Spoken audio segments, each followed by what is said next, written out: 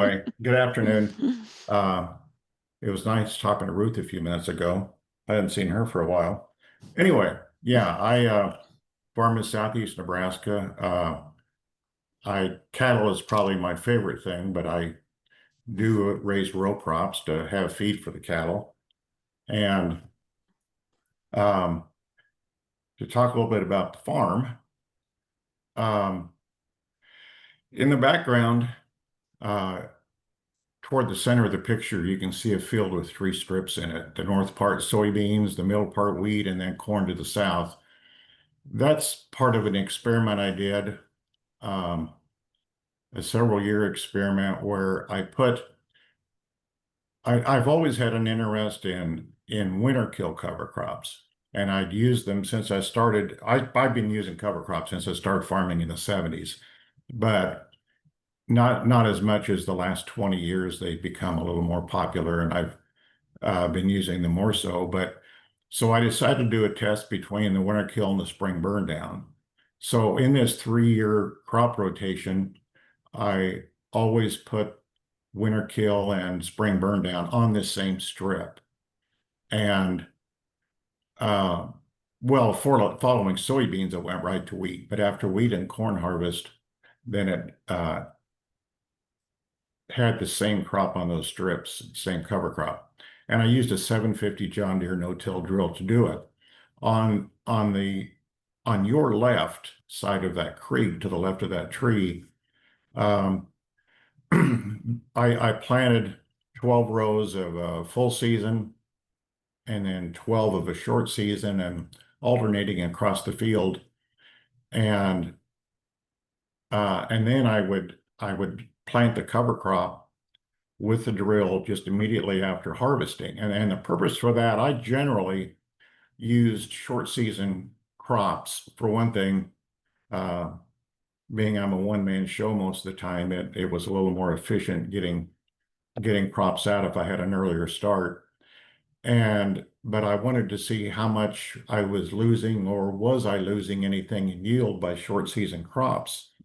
So I planted the cover crops immediately after harvest, and it was mid to late September on the short season, and then it was early November generally for the full season.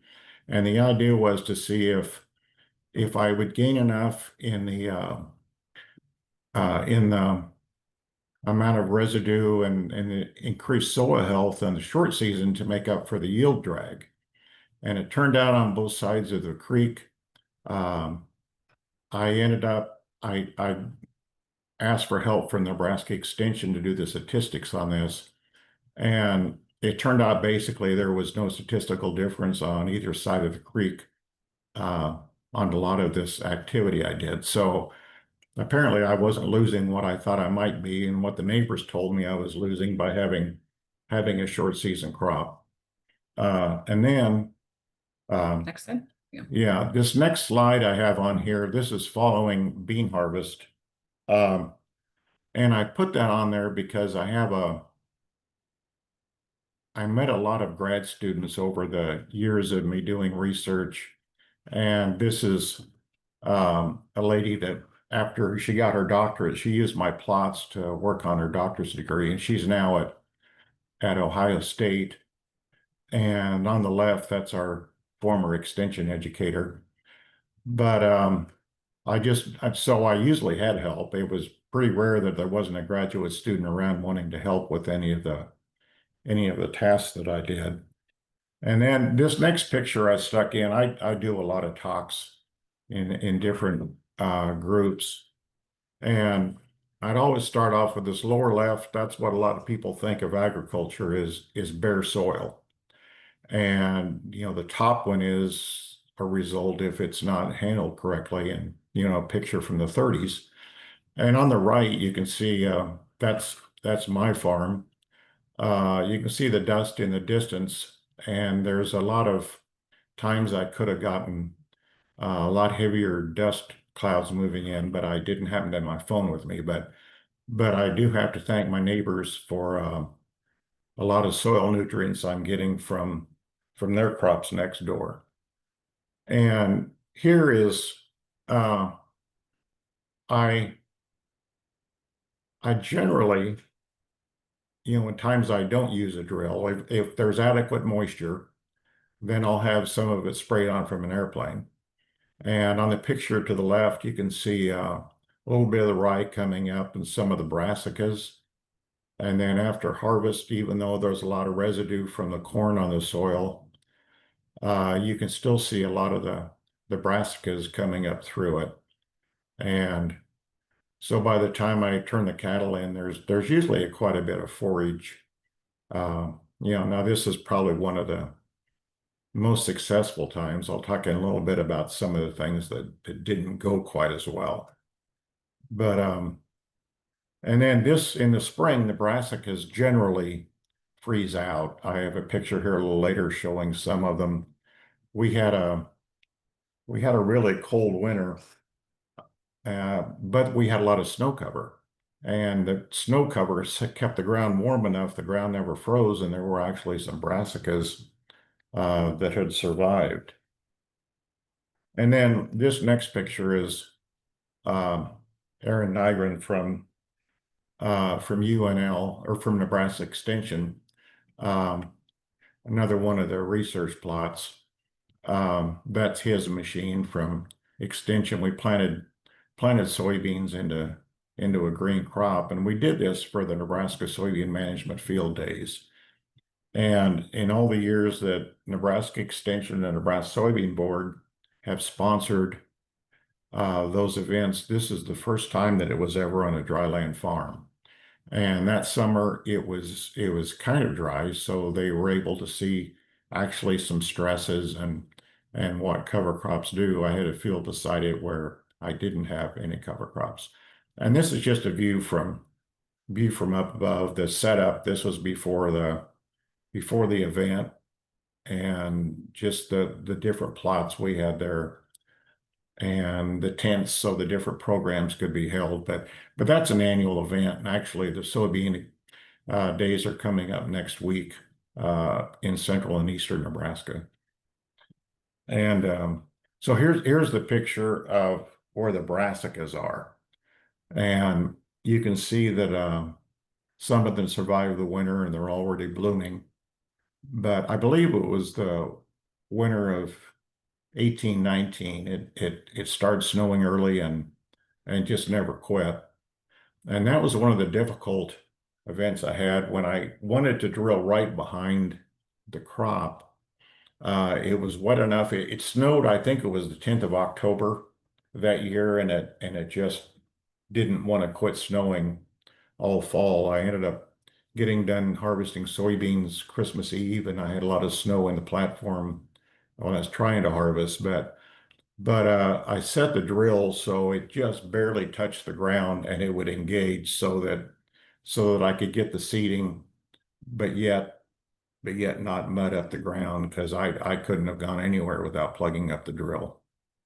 And then this is I put those pictures on there. This is talking about the successes again.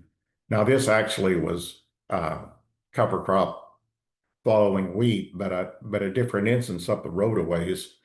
We had a hailstorm that stripped the leaves on the corn, plus a lot of wind with it. So there was just a bunch of sticks with ears on them. And so I got a hold of Meyerkorth Aviation, which is our local applicator around there for cover crops in the plain, is who most people use around there. But I had just the mother load dumped on things. I had cowpeas and rape and collards and rye,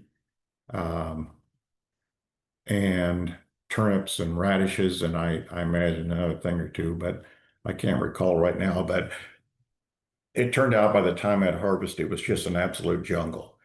And that winter that occurred, it was a very dry winter. We had very little snow that winter, and the cattle just all winter long had dirty noses because they were digging around the ground trying to, just strip the cover crops down to nothing and trying to get the turnips out. And, in this picture, I think it relates, and I wasn't able to listen to all of Ruth's program, but but I think it's also helped a lot with health of the animals because I had been finding before I got quite as in-depth with cover crops as I did that the cattle would stand behind the hay feeder, the windbreak out of the wind, and they would just stand there and eat hay all winter and lick the mineral tubs. And the winter that happened, I had my cattle. I had 50 pairs of them on a quarter section, and I fed less than a round bale of hay and only about a half a tub of mineral. So I think they're healthier because they're out moving around. And like this morning, it was February 21, and the official temperature, Weather Service temperature around home was 32 below zero, and the cows are just out eating in the snow, and I just think it's a lot better setup for livestock as well. And this next picture, Ruth was talking about cattle generally wrap things and pull the whole thing in their mouth. But my cattle have kind of started acting like goats. And you can see this radish where the top of the radish was just eaten off. And I see that a lot out in the field where they've learned to actually bite the top off rather than just wrap and try to get the whole thing out of the ground. And they seem to like turnips better than radishes. You can see here they haven't, all they've done is eaten a little green off the top of the radish so far, but turnips of anything seem to be the favorites that the animals have. In this one right here, this is another research thing with the university approached me on this one, University of Nebraska. They wanted to try 5 different types of cover crops, and they wanted early grazing, late grazing, compaction, prevention, and carbon sequestration, and I don't recall the other right now, but oh, nitrogen fixing too. And then, but my cattle are generally used to, eating rye or uh, or oats or brassicas or something for a cover crop, and they aren't used to this taller crop. I had 30-foot strips across the field of these different varieties, and the cattle came in and they ate. It was in a wheat field following wheat harvest, and the cattle came in to the cover crop they're used to, and they had all the strips of the other cover crops eaten down, but this was the late grazing strip, and it had this taller plants on it, and they just seemed to be afraid to go in them. And then finally one day, one of the cows walked in, and I just happened to catch the first one go in, and and then they just all followed it in, and a matter of a couple of days they stripped it down too. But they just had to change their interest just a little bit to make things work um, for these cover crops. Then here's another picture on the left. I had understood from places I read that the optimum for earthworms is about 25 earthworms per cubic yard. And it happened in this test area, we counted 37. And if you look at the top right picture, you can see that the ground's bare, pretty much bare, and you can see all the nests, those earthworm nests, and they would come to the surface, clip off some more cover crop and pull it down below with them. And you could take a spade and flip the soil over and find corn leaves and so on down below the soil. It was something I don't recall ever seeing, and I didn't realize that the worms could carry things in and bury them for the winter like that. In the lower right-hand corner, um, that's a mushroom, and I have enough organic matter that I get quite a few mushrooms out in the field. They'll pop up in the spring when normally people find them along creek banks where there's a few trees, but I get a few of them anymore just out in the field. And then this is a Haney soil test page. I I should have saved the one, but generally when I first started doing the Haney test, I would I would do a soil test and I would send a sample, mix it up, send a sample into traditional test, and then the other sample in for a Haney. And I found that the Haney test needed a lot less fertilizer. I was getting credit for the biology in the soil, and um, it wasn't just the bare chemical soil, but I was actually getting some credits for the way I farmed. Um, and then just on a sidebar to this, my system of cover crops, I have it farm wide. I mean, not just only cattle in there too, but um, I heard someone ask the previous program too about the use of herbicides and so on, but I mean of fertilizer, but around the edge of my fields, especially the one on hillsides, I'll plant a strip, a field head around the outside of the field, 45 to 60 feet wide, and fill them full of pollinators.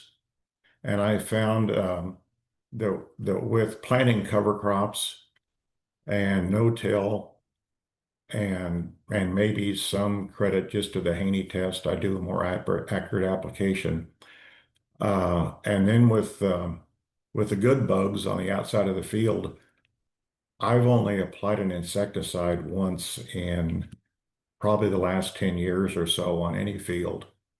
And I think I have enough good bugs around the outside of the field that along with what I've developed within the field with what I'm doing, that I just don't have the pests that we once did. And I've had people tell me they actually have more pests in a field and have to spray for insecticides more with cover crops. But I wonder if maybe this field head uh, plantings that I've done have maybe actually helped on that. And I found though when I planted them, I put things like black-eyed Susan and coneflowers and bellflowers and things that NRCS said would be good. But we've had 5 dry years in a row, and this is actually year number 6 where we're below normal in moisture. We caught up some. We had a good July, but we're still below normal.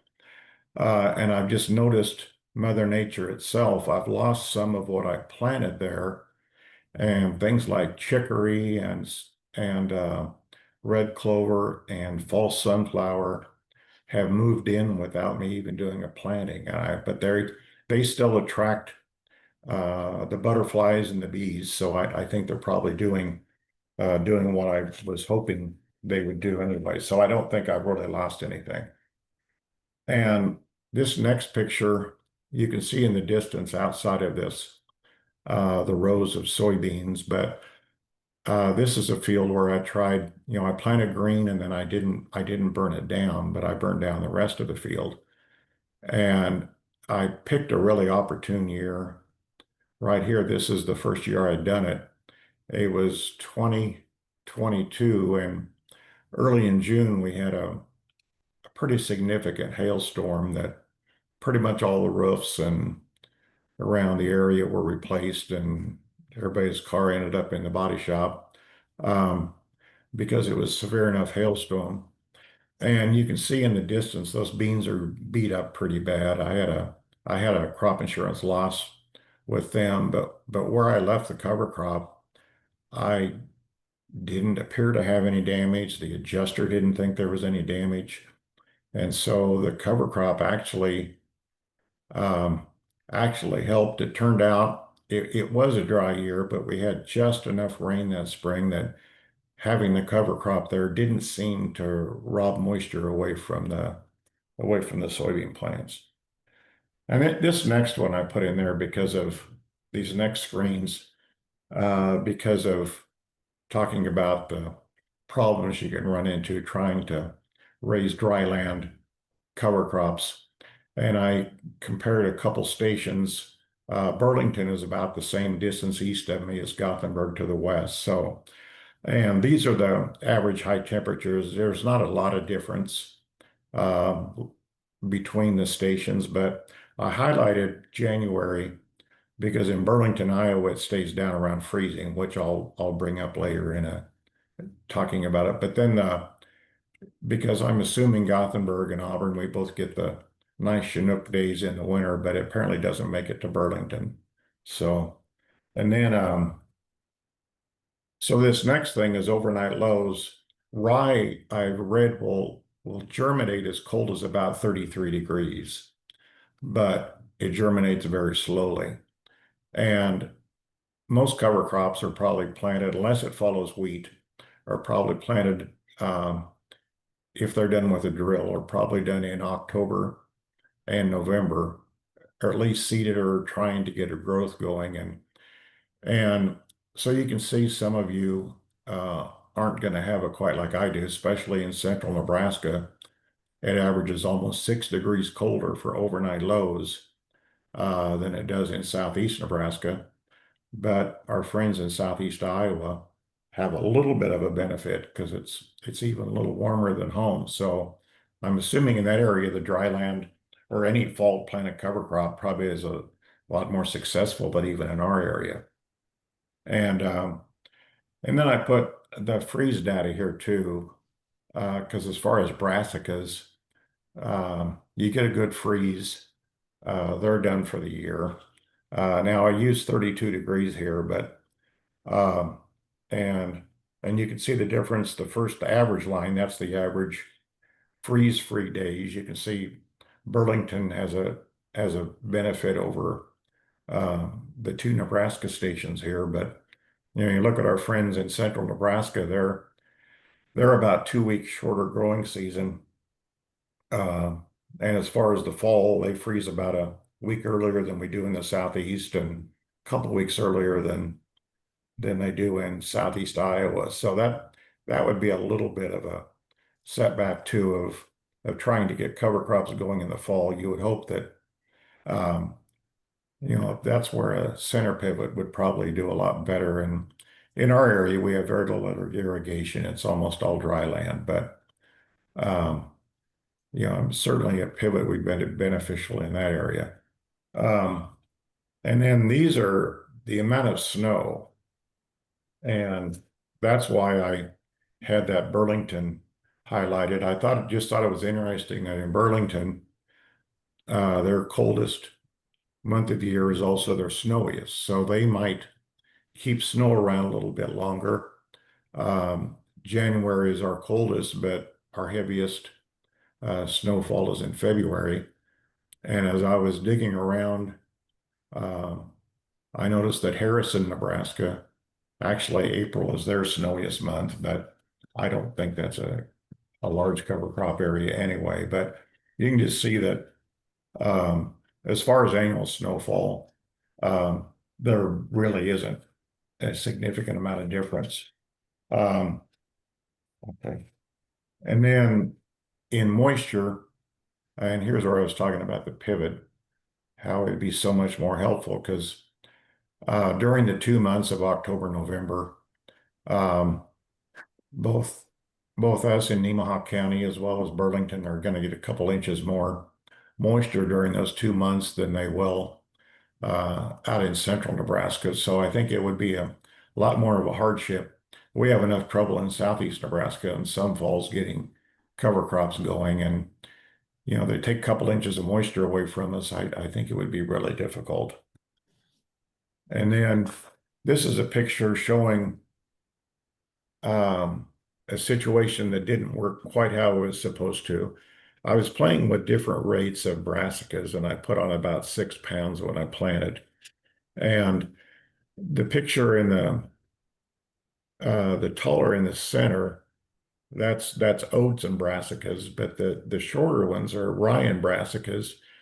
And it was a dry fall, and it appeared that brassicas came up with a lot less moisture than rye did because there was just hardly any rye whatsoever in those strips, but the brassicas just came up thick and seemed to hold it back with the dry weather. But yet when it froze off in the winter and came around for next spring, there was plenty of rye there. And then this next picture, if you look right in the center, I forget the cursor there, see this green right here. Um, that terrace channel, and it doesn't show real well, but that terrace channel went on around the hill, and that's all that came up. The brassicas came up, but it didn't. Um, the rye and everything, it was really dry. This is just some last fall. And so I went ahead and reseeded.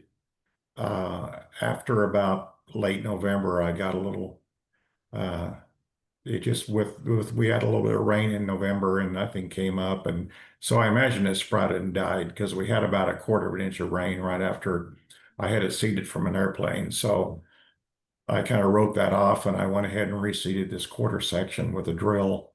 And then it turned dry again. And even though we had a warm December, I didn't have anything come up until this spring. But then I did get a fair amount of of pasture off of it this spring. And then this next picture um, shows a field from my pasture looking down to the field, and right about where it's green on the lower end, it's about 10 feet lower. It comes up a ways and has a rise. And the upper part of the field is about 10 feet higher in elevation. And you can see how much more cover crop there is. And that's last fall, there was nothing but a few stands of brassicas. But then this spring, I did have some rye go ahead and come up, and I did get a little bit of pasture off of it between the soybean residue and the brassicas as well. And then this picture right here, we took the Center for Rural Affairs invited me to talk at one of their events. And this was last fall, and they said, we want to take a picture out in your cover crop. And um, so they were going to send a photographer out to get a picture, but we had to hunt around and try to find somewhere. And we found this clump of brassicas that came up, and the rest of the field had very little of anything in it. But hopefully the people that looked at the picture just saw that little green clump and didn't notice the rest of the field was just an absolute disaster. And so that kind of wraps up what I was going to talk about. Uh, I'm getting into my mid 70s, and I've been doing cover crops and no-till, since the 70s and 80s, and I've done probably 3 or 4 or 5 dozen talks, I suppose, over the years about cover crops and the benefit. And I hope I've done enough to, help with soil health that, that dash between 2 dates on a tombstone will be a lot more than just that dash, uh, with what hopefully with what I've accomplished. So anyway, Beth, thanks. Yeah, no, I think, yeah, amazing presentation. We are at the end, and I will make sure that we start our next one at 3:30, but there is just 2 questions, both referring to the Haney test. And the first one was, what does it reveal, sorry, that a regular soil test doesn't? And then do you adjust your fertilization rates based on that Haney test? Yes, I apply based on the Haney test, and it gives credit. The soil test, the standard soil test, it's a chemical test, and that's basically all it is. It does give you organic matter, um, but yet on the Haney test, it gives credit for biological activity in the soil, and that's why, at least in my operation, where I have decades of cover crops history and the organic matter in the soil, um, that I do have a lot less. It asks for a lot less inputs, a lot fewer inputs on the Haney test versus the standard one. And I might mention um, I had a lot of people come out. They'd be roaming around when I'd put cover crops behind wheat. I'd see a bunch of NRCS people or some more UNL students out roaming around the cover crops. And NRCS would come out every fall and take a water infiltration test, and if it improved from year to year, and I realize this is an anomaly, and this really isn't an answer to the question, but I just thought of it. They had one spot in following wheat where I had cover crops. The infiltration rate was 27 inches an hour.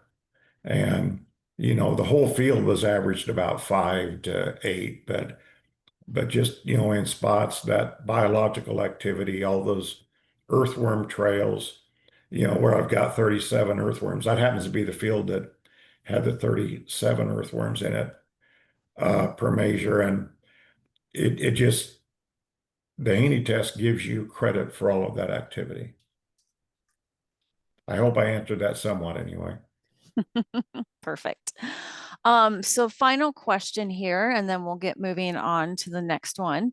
How challenging has it been to get good cover crop seeds? This is coming from our viewer from Brazil, who it's currently an issue because of their supply capacity there. So have you had trouble finding good cover crop seeds? Not at all. I get it from Stock Seed, which is about an hour from me.